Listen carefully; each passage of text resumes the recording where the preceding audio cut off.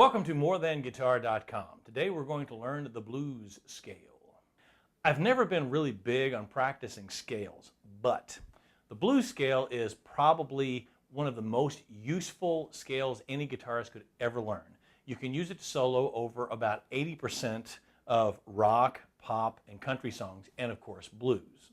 We're going to play the blues scale in A. We're going to start with your index finger on the E string. You will remember from our tuning video that is an A. It's the same as the A string.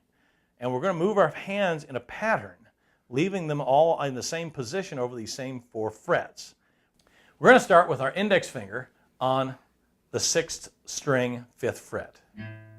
We're going to go to the pinky, but we're going to put all 4 fingers down just to keep them in place. Move the index finger over to the 5th string, middle finger, ring finger, index finger, ring finger, index finger, ring finger, pinky, index finger, pinky, index finger. Now we don't have to go we don't have to go farther up, although that's still in the scale and is useful for soloing.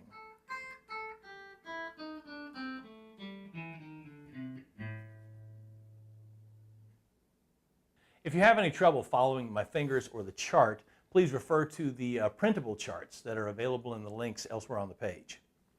Later on, we'll apply some riffs to this, but for right now, practice the A blues in this position and practice keeping your fingers low and memorizing where the notes are. This has been another video by morethanguitar.com. Thank you for joining us. Please tune in for more videos in the future.